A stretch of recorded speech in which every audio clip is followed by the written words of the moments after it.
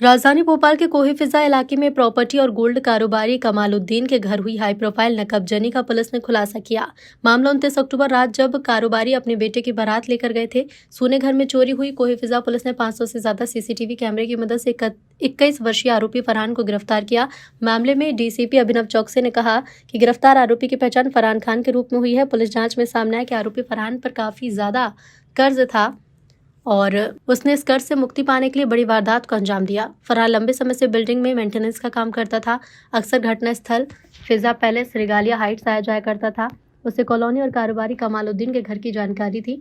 आरोपी को पता था कि कारोबारी कमालुद्दीन के घर में शादी कार्यक्रम है। पूरा परिवार बेटी की बारात लेकर बाहर गया है। घर सूना देखकर अचानक घर में घुसा और घर में रखा मशरूका चुरा लिया।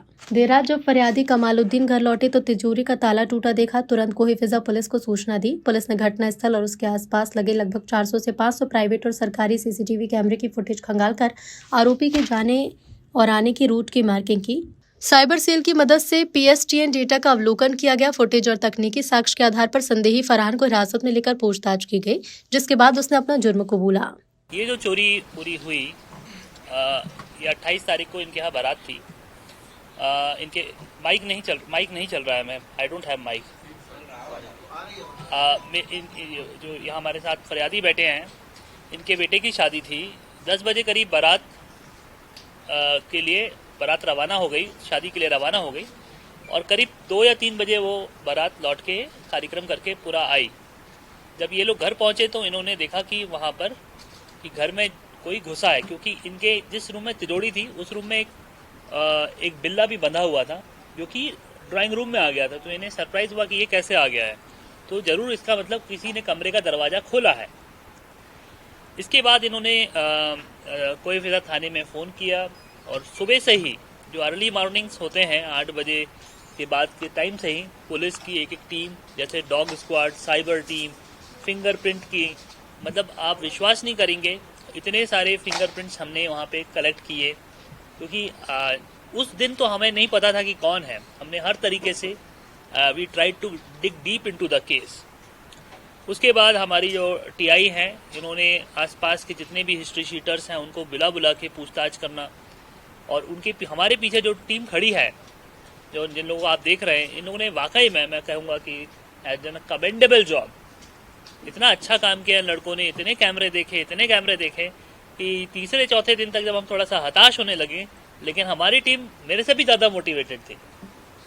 और हमारे जो फरियादी थे, इन्होंने हमेशा हम पे भरोसा रखा। जब भी ये परेशान हुए तो ये डेली थाने आते थे, टीआई साहब भी इनके घर जाते थे और एक अच्छा जॉइंट एफर्ट था। इन्होंने भी बहुत सारे लोग जो आ रहे थे घर में, सबसे पूछताछ करवाने के लिए सबको सबसे ये कहा। इन्होंने एक चीज़ बहुत अच्छी ये भी कही कि साहब चोरी है, नुकसान तो मेरा हुआ है, लेकिन अब मेरे रिश्ते खराब ना हो।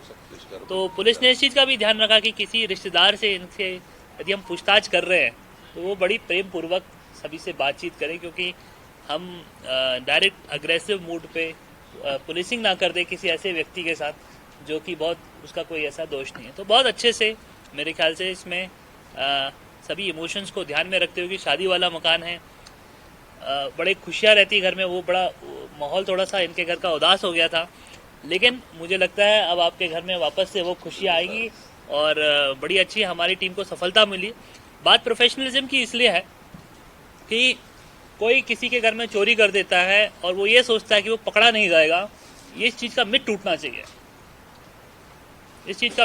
चाहिए, और ख़ास तौर से कि लोग इतना आसान समझते हैं कि कोई ऐसा कर देगा।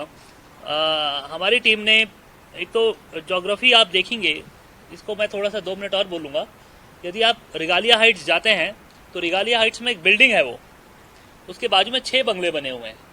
वो 6 बंगले और रिगालिया हाइट्स एक ही बिल्डर के हैं। यदि आप उसका डिज़ाइन देखेंगे छत के ऊपर से, रिगालिया हाइट के 6-7वें माले से, तो आपको दिखेगा कि सारे घर जुड़े हुए हैं लाइन से।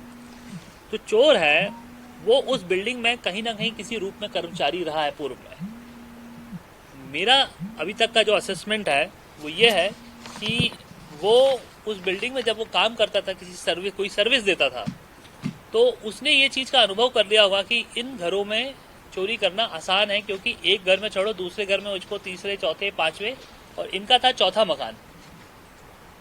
तो वो पहले मकान से चढ़ा जंप करते एक पहले से दूसरे से तीसरे से चौथे से गया।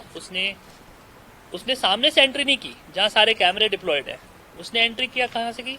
ऊपर से, घर से ऊपर से। उसने जो घर के वरामदे में बालकनी में जो ग्रिल लगी हुई है उसको तोड़ा, उसके अंदर से उतरा, सीढ़ियों से उतरा और वो उस कमरे में पहुंचा जहाँ पे इनकी मेन कैश रखी है, ज्वेलरी रखी है।